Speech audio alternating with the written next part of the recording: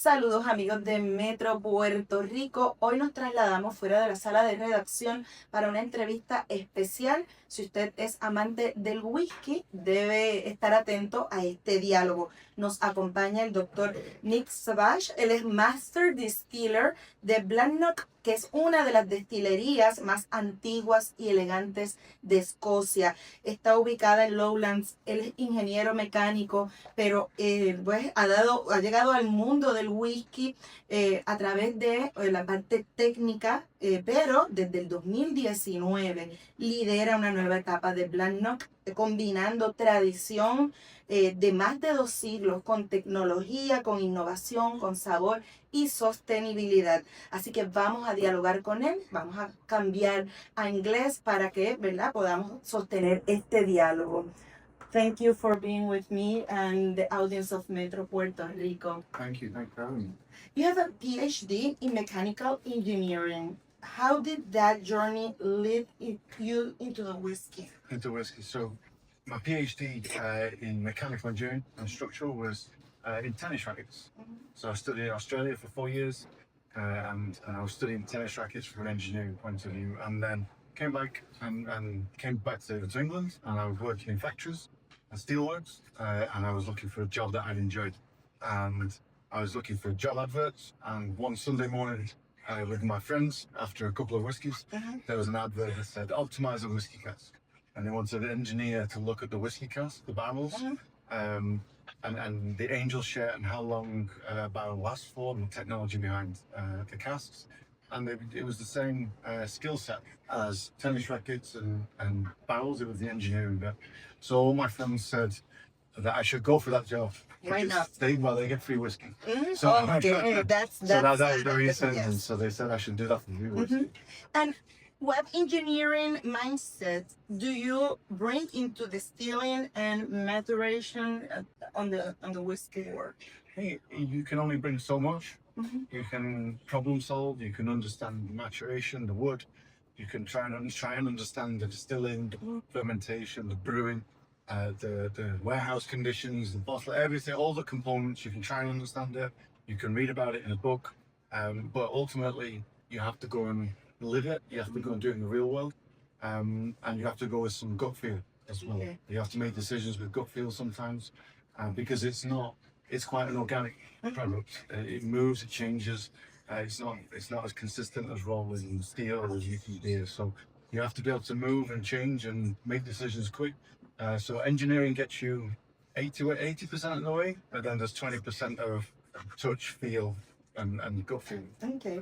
You have described your Bladnoch as 200-year-old new distillery. What does that mean to you? So the distillery was mothballed and shut down in 2009, and our current owner, David Fryer from Australia, purchased the distillery in 2015. He then rebuilt the inside of the distillery, the stills, the mash tuns, the washback. He put a new plant inside that old building. He put a new plant inside the old building with the old whiskies that we're able to do. So it was founded in 1817. So the way I thought of it was we have a brand new distillery inside a 200-year-old house. And how does working with Bladnoch give you like a creative freedom? And it's old, but it's new, as you have Correct. said. Yeah. So the brand is very new, but everything here has been done really on to build the portfolio. The products that we have has really been built over the last 5-6 years, and that's building a portfolio of products that are sustainable, consistent, people enjoy, a good story. That's the first big innovation. So I think we've built a great brand, we've built a great portfolio. So that was an exciting bit. I'm also allowed to produce some small innovations on the side and have a play every now and then. Very exciting to be able to do it with a blank piece of paper. And working with that innovation, how have whiskey drinkers changed in recent years, and how this line adapt to that? Okay, it's a good question. I think whiskey drinkers are moving from collecting and prestige to consumption and what it tastes like. And our philosophy has always been from the start, it has to taste good, and we have to be able to tell people what it tastes like. And I think as the whiskey drinkers move to enjoy and consume whiskey more than collect whiskey, I think Bladnoch's well positioned to showcase what it is. And tell us more about what we have here. Which are the difference between these different Bladnoch whiskeys? So we've got a slice of the core portfolio, and we've got Vinaya. Vinaya at the end there, that's a combination of bourbon casks, ex-bourbon casks, and ex-Oloroso sherry. And it showcases the whiskey, the distillery character. We're a lowland whiskey distillery, so we want to lead it with a floral, fruity whiskey that's quite refreshing, and Vinaya showcases that.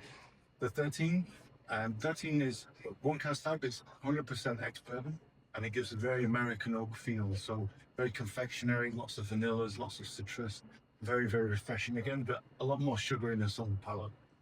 16 is 100% Oloroso sherry European oak, so very different. And what you get here is you get lots of dried fruits, lots of sultanas, raisins, a little bit of cinnamon stick, a little bit of ginger sometimes. But very much, I describe it as Christmas cake, Christmas in a glass is the way I describe 16. 19, very similar in terms of the style to 16, but it's a lot darker, a lot richer. You get lots of bigger stone fruits like dates, dried apricots, figs, bigger dried fruits. You also get a lot more polished oak, aged oak, leather feel. Very distinct licorice stick. It's a great way of describing 19. So dates and licorice stick is how I describe 19. And do you have a personal ritual when enjoying a whiskey that can you share with? Sure. So the answer is not really.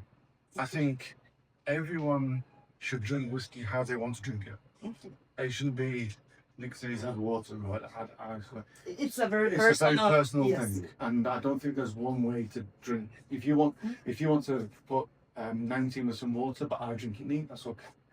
Vinaya, I often have as a highball, so just soda, crushed ice, and maybe a little bit of a lemon in a tall, refreshing drink. But sometimes I have 16 as an old-fashioned because it shows all the spices and the fruits off. The only thing I always say is, if you don't add things to cover the whiskey. If you have to add things to cover it, then you've got the wrong whiskey.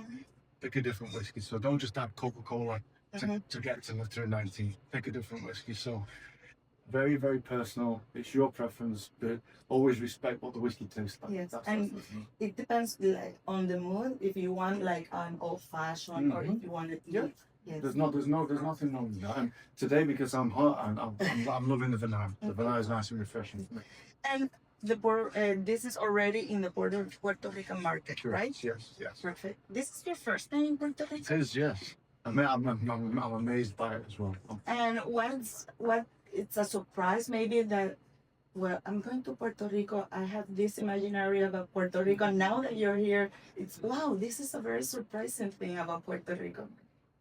It's a lot. It sounds weird. It's a lot greener than I thought. So I bring my bike. I go road cycling. So I was cycling up in the hills, and it was so green. It was like cycling in Jurassic Park. So I love that. But the people are some of the most friendly people I've ever met. So I can't wait to come back. I'm also enjoying the food. The food is good. Yes, and that's the excellent. food is good, and the food goes very well.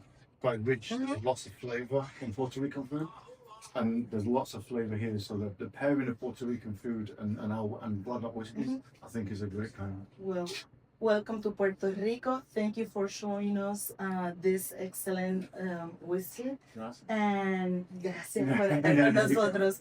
Ustedes, amigos de Metro Puerto Rico, sigan conectados a todas nuestras plataformas digitales.